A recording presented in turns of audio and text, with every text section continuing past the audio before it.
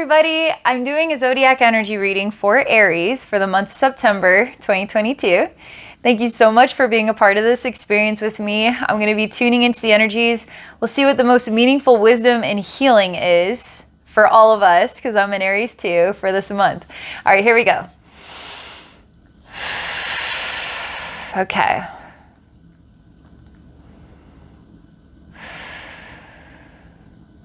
What's the universe want us to know, want us to feel prepared for, want us to work through? What's in store for us for September? All right, I see a U shape. It's literally made out of two trees.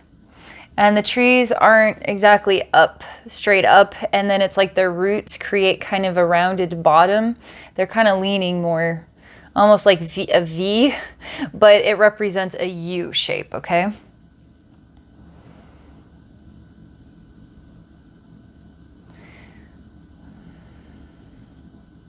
I will say there is something to be explored here. And I feel that there's a difference between what my left eye is picking up on and what my right is picking up on. So I'm going to look through the lens of my left eye first, and then I'm going to look through the lens of my right eye, okay? When I look through both eyes, it creates this image. I feel pressure on my left, and then I feel light on my right, okay? So let's take a look here. All right. On the left side of the tree particularly, there's a big hole in the ground. And it feels like the reason why the tree is leaning is because there's something wrong with the stability of the foundation. And this tree really, in a way, just wants to let go, and it wants to fall. It wants to be swallowed up by the earth so it doesn't have to continue to struggle. It doesn't want to struggle anymore. It would rather just, in a way, die. It would rather just be gone now, be done with this. So I had to follow this one all the way through. So we're gonna let here the left side, this tree, fall into sort of the earth is opening up and swallowing it into darkness. Okay. The darkness represents the struggle and to want to end the struggle.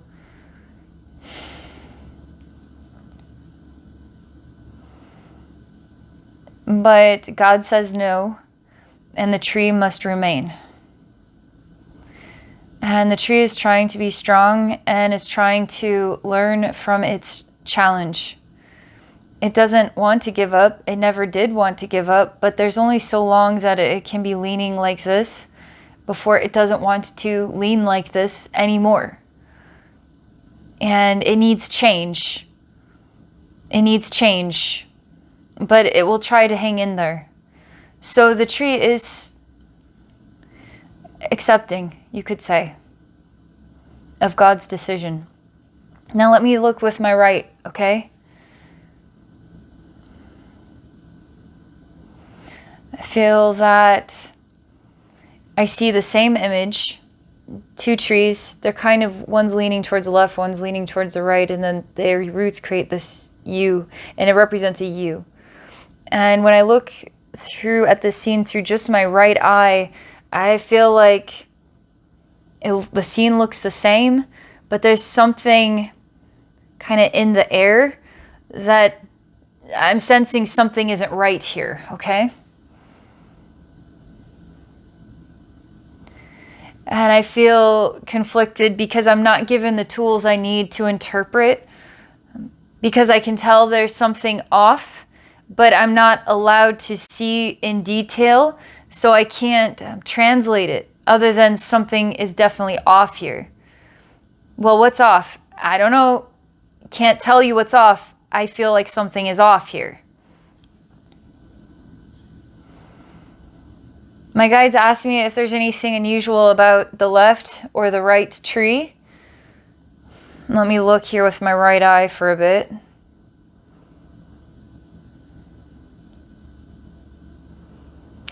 They actually represent two lovers, and the left represents male, the right represents female, and they're leaning away from one another. And they're missing a backbone. I am seeing this as a human body that has no spine, and they are leaning away from one another. And there's a lack of a strong or solid backbone to their connection.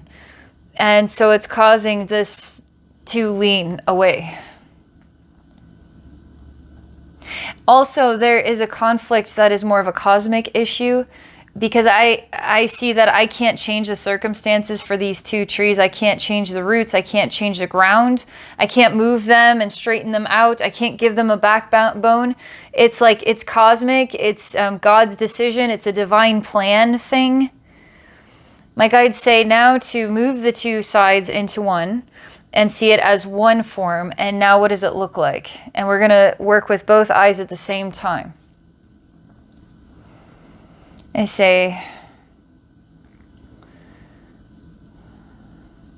it looks like a tree that's going through a lot on the inside. And it's trying to interpret its identity, really. Feels like it leans this way and then it leans that way. It doesn't really know where it stands. It doesn't know what its strong, solid position is.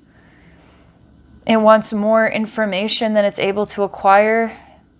It feels like there's a conflict of the groundedness or the stability of the foundation that it's working with.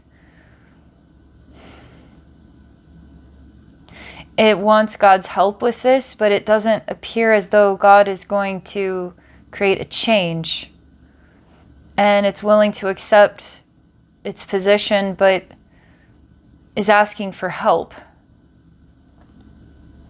So let's try this again. Now that we're looking at one tree, let's ask as the one tree for God's support in balancing this internal process, okay? Balancing a sense of groundedness and stability.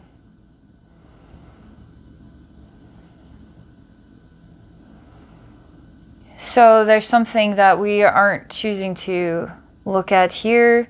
We're not choosing to see it. It feels like it's something of God's doing, but it's something of our own doing.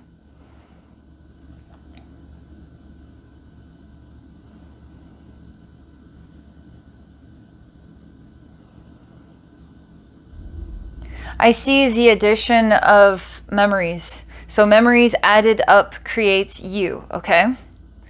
And memories that feel as though situations outside of your control and the outcomes of those situations and the digestion of the meaning of who you are based upon the memories, based upon the outcomes. It's like all this calculation is happening. But no answer, no final answer. So it's left blank, meaning you're left blank and in this state of translation without the solid, I know my calling, or I know who I am, or I know what I'm doing next, or I know the meaning of it all. It's just a blank, okay?